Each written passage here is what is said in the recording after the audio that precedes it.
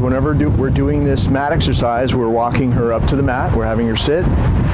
Go to your mat, down, we're practicing a down stay. And we're out here on the sidewalk in a busy street with a lot of distractions, which is why we're here, to show you her doing it in a real life situation. And we're practicing a down stay with a mat, and it's always more comfortable and safer if you bring the mat with you, but you don't have to. She can also do the down stay good without the mat. In a real life situation, if you have to have her do a down stay out in public, you just say down. She'll go there, she'll do it without the mat as well. But using a practice mat like this is very valuable for you to do because, good.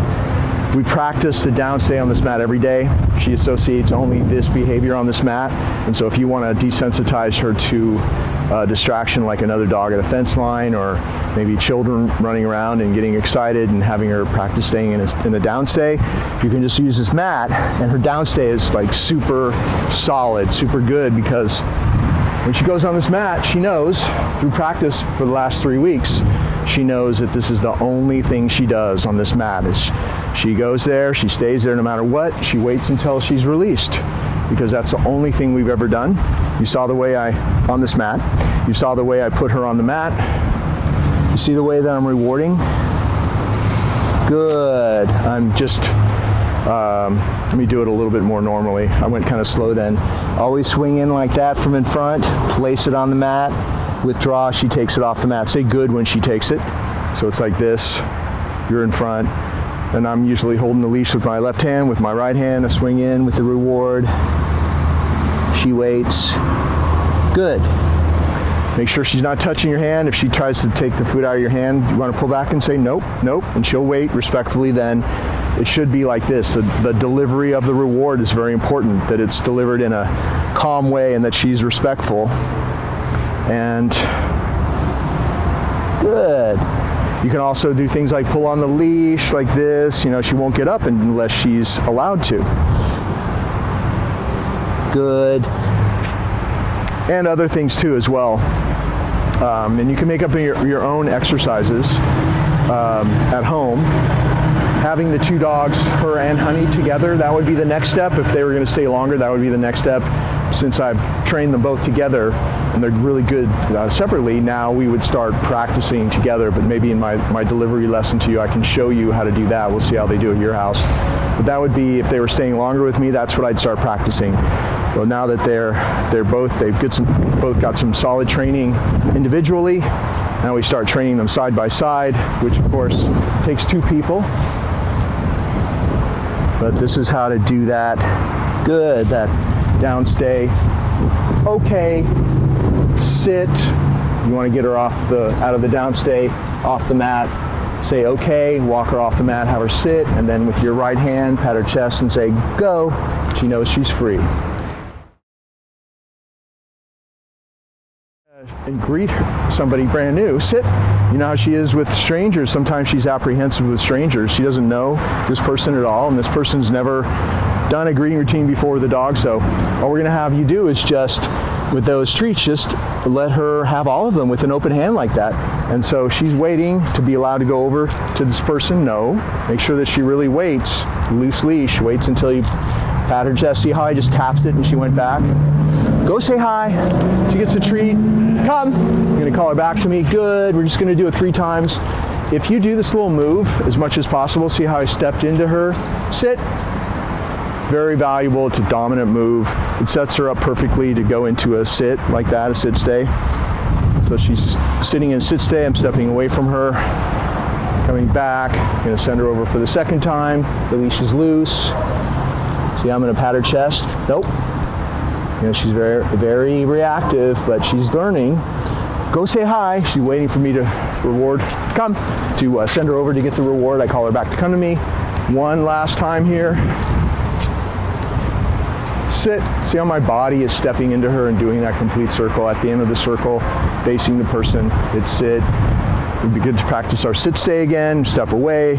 Give the person a little bit of a reward there. These are just actually lamb chips.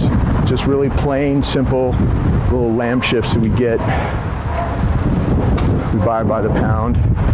And you can even throw in a sit stay like this, basic sit stay where the dog allows you to walk around both ways without popping up. So you can throw all these extra things into the greeting routine just to test her focus and test her training. Go say hi, last time. Come. Good. Now she greets enough people like this, all that happens is she approaches somebody, she's allowed to take a little a treat from them, and then you call her back to come to you. It's a very safe way to greet people. Every time you do this with somebody new, she'll have more and more confidence with new people. You saw that she's a little bit apprehensive of him, but she did okay. And you always have that recall. You have that rock solid recall. If you think that she's funny with somebody, come, you can call her back to you. Good girl. You always can get her out of a situation by practicing or using the come command like that. Sit. Just want to show you how we have the dog sit at curbs. This is a major boundary, of course, a curb, so we have her weighted at a curb, and you can practice a basic sit stay at all the curbs. We do this at doorways, gateways, curbs, everything like that, any boundary. And teaches her to not pull across the street. And we're going to cross the street, and you'll watch us release, you watch me release her on the other side. So we did our little curb exercise. Okay. And then walking the street, see how she's not pulling? All you have to do if she does start to pull you is just give a little tap like you saw me do. See how she's walking next to me, loose leash. On the other side of the street, when we're walking, sit. The other side of the street, have her sit, and then go. She's free, and you can continue your walk. Now, if you have both dogs and you're walking both dogs, it's better, and the way I've trained them is one at a time, because it would be really hard to train both of them with one person at the same time, and it happens a lot faster if we split them up, train them individually, and then bring them back together after they're trained, which is what we're doing.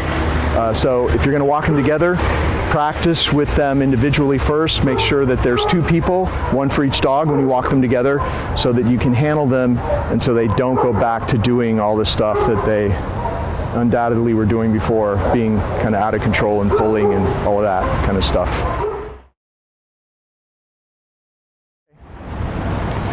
Sit. You can have Honey sit in front of the new person, and she was a little shy. Now she's gotten a lot more confidence, but she's a little bit jumpy. She came along with the training a little bit slower than her sister did. Go say hi. She goes over to get the treat from the new person. Let her eat those treats. And I'm going to say, come. Good, and you can see her when she goes over there.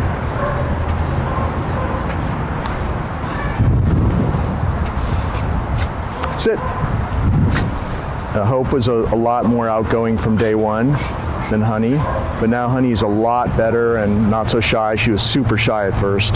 Now she's exuberant, and we're working on her sit stay. If she pops up before you release her, you simply say no. You reset her like this. Most likely to happen when she's excited, when she's meeting somebody new like this. So you just want to reset her. If you have to reset her several times, it's okay, because every time you do that, she gets a little bit better. You see, I just reset her one time that time, and she stayed there. I'm going to allow her to go back over there. Nope. Go say hi. Come. Good. Notice how we're calling her to come. It's a left-hand leash, right-hand reward, calling her to this target with a treat in it. I'm also going to be doing these little left circles like this. Sit, to set her up to do the sit. Last time to send her over here. Nope, make sure she waits until you actually send her over. If she pops up, you just say no, gently but firmly, reset her in that sit. She loves a camera person. In this case, that's the distraction, is a camera person. She hasn't seen a camera person for a while. Go. You can pet her if you want with the other hand. There you go. And come. Good. Got a really good little come command now.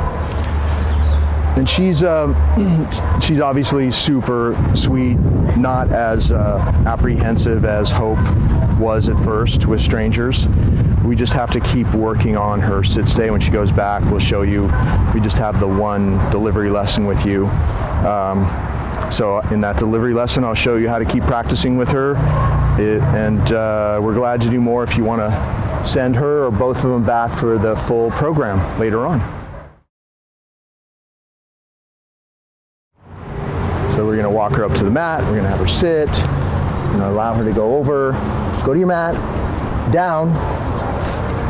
And she was harder to teach the down to because good. She was a little bit afraid of the down.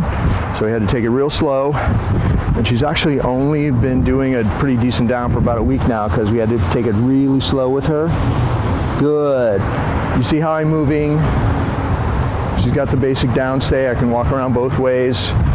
She can do this exercise up to several minutes, and that would be good to do with her every day if you can do that. Like 3 minutes a day. Nope. Make sure that she waits respectfully. Nope. Pull back if she tries to take it out of your hand like that. Nope. Nope. Good. See how I had to do that 3 times until she regained her focus and realized, oh, I have to wait respectfully until it's placed there and he withdraws. It's the way we always do it. We're really working on focus in the dogs and having the dogs be focused in the moment, paying attention to the little details of the exercise. No. Good. See, that's what we're waiting for, is we're waiting for her to really be following the rules, really waiting until I place the reward there and withdraw. It's respectful, it's calm. She's being taught how to think in that way. Her brain is engaged. And that, the byproduct of this kind of downstay, if you practice this every day, just for a few minutes, is that over time, nope, nope, nope, no, nope, nope. Good.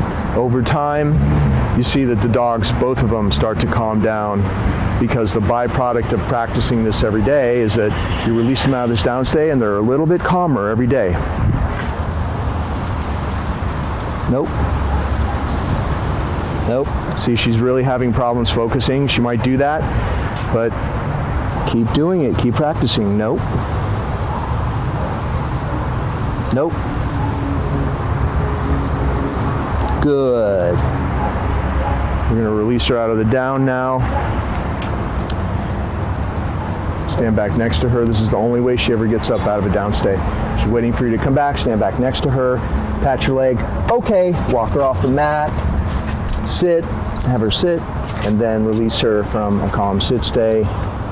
Go. And she's free. Always pick up this mat. It's not a doggy bed. It's only for this one exercise. It's not to hang out on a doggy bed. And they can have doggy beds, but doggy bed is a free time place and they can come and go as they please. This is only for this one specific job, this one exercise. You put it down, bring the dogs from wherever they are, already on a leash. They can only go on the mat with your permission. They can only come off with your permission. Do it exactly the way we're doing it in the video. And it will develop, you'll develop a really super strong downstay. And then practice this mat exercise in different rooms, front yard, backyard, and they'll both start getting a much more solid downstay. Come on, let's go.